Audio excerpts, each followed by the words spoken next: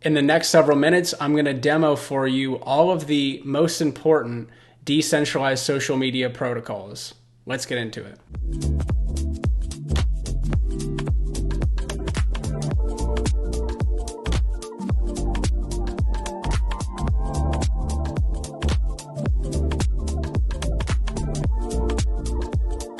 The first protocol we're going to talk about is DESO, or decentralized social.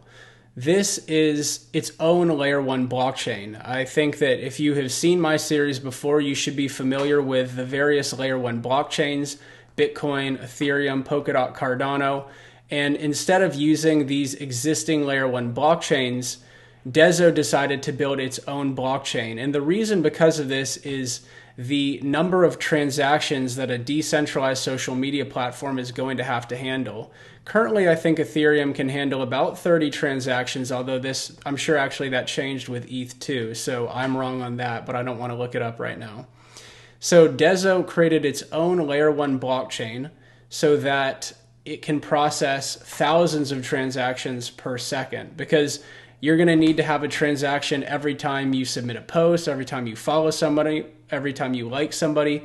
So this puts massive constraints on the blockchain compared to what we're currently doing on the blockchain, which is decentralized finance, maybe, and also move an NFT here and there. It's really not as constrained as what a decentralized social media platform is going to require. So that is the backend solution. It is a layer 1 blockchain purpose-built for decentralized social media, and it puts all user data on chain.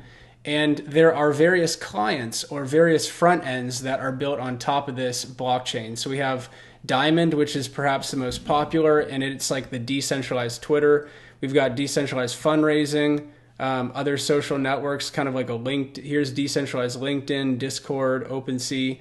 So there's a lot of innovations happening right now and being built on this decentralized social media protocol. Now let's look at Diamond. Diamond is very interesting. Let's go to Discover.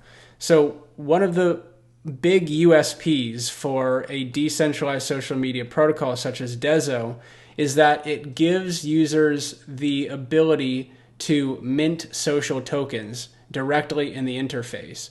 A social token is like minting like a Travis coin or minting an Elon Musk coin, and this allows fans to more directly patron or support the artist. So instead of having to go to Patreon, or instead of creators getting paid through ad revenue that's generated by fan traffic, the fans can purchase these creator coins and get access to specific things like premium content, or like exclusive content, early access. Like if it's a musician, maybe the musician drops an album like a month before, and whoever's holding that creator coin can access that early access event.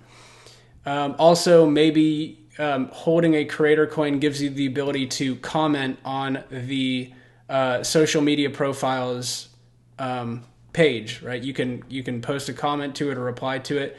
So there's all sorts of functionality that can be added in when you build a social media protocol on crypto rails. You can even send crypto micropayments to people. If you see this post right here, if I click the diamond, see, I can send them a certain amount of money, and this is a way of tipping people with DESO coin. Another crypto specific functionality that can be built in: you can mint an NFT out of any of these posts. I think the creator actually has to do this. So if I go here, let's say I say, hello, this is an NFT. I'm going to post it, and I can go up to here and I can say create NFT. Now, so I'm able to directly create an NFT of my post. Maybe it's a video post or an image post, something a little bit more interesting than this text that I added here. And this is on trend with what we're seeing in Web2 social media. Instagram and Facebook just released the ability for people to post digital collectibles, which is their Ethereum and Polygon NFTs, on Instagram. It basically, Instagram is calling out like, hey, this is a digital collectible. It kind of flashes on the UI. But I think that where we're headed is these social media platforms are going to become NFT marketplaces. And if somebody makes a really cool post, maybe they upload their artwork onto the platform, then their fans are going to be able to directly buy these NFTs by minting their post as an NFT. Lens protocol is another very popular social media protocol in Web3. It has chosen a completely different architecture to Dezo. Remember, Dezo created its own layer 1 blockchain to process all of these social media transactions and is storing everything on chain. However, Lens protocol has deployed a series of smart contracts onto Polygon. And Lens Hub is the most kind of central, important smart contract to talk about. The architecture gets kind of complex, but basically when you sign up to Lens protocol, when you want to create an account, and by the way, I would get like a travis.lens. This is what my username is going to look like, travis.lens. When I sign up to a protocol, what I'm doing is I'm minting an NFT, a profile NFT on Lens Hub. And this is saying like, you own this account and I'm going to be able to custody that NFT in my wallet. So no other person can take that username, and I can prove to any other people with my crypto wallet private key that I am the owner of this Lens profile. Also, when I post, comment, like, follow people, it also is going to get posted on some of these smart contracts in here. So all of this data is stored on chain. So it's kind of like Dezo, except these are smart contracts on Polygon. But in the same way that different front ends and clients can build on top of Dezo, it's the same for Lens protocol. Remember, this is one of the USPs, or the valuable things about a decentralized social media protocol, is that we can have different clients building on those protocols. So we have like decentralized service providers, essentially. And Lenster.xyz is one example, but there are many other people building on Lens protocol. Now, the last decentralized social media protocol to talk about is Blue Sky.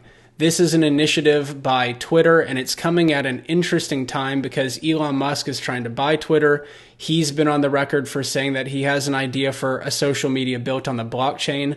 So all of this stuff could come together, but Blue Sky is a subsidiary project of Twitter, and it may eventually replace Twitter altogether.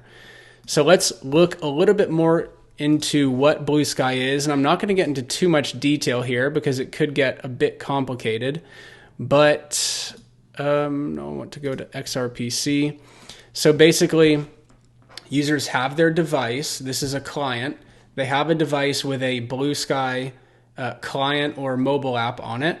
And then they upload their posts and their follows and whatever other user-generated data to a personal data server, which only they control. So they have a private and public key on their device, similar to a crypto wallet, and the private key allows them to sign messages or sign commits to this personal data server, and they're the only ones able to modify that server. And so other users, they are all represented by other servers floating around in cyberspace, and these servers communicate with each other. So Blue Sky at its core is the communication protocol between user servers and client to server, right? This is essentially what Blue Sky has tackled. So just stopping there, we won't go further into that architecture, but understand that this is a distributed server architecture and that users control their data. So when they plug this data into a Blue Sky client, it works, but if this client somehow starts to censor them in some way or give them bad social feeds, then they can move this data anytime to another Blue Sky client.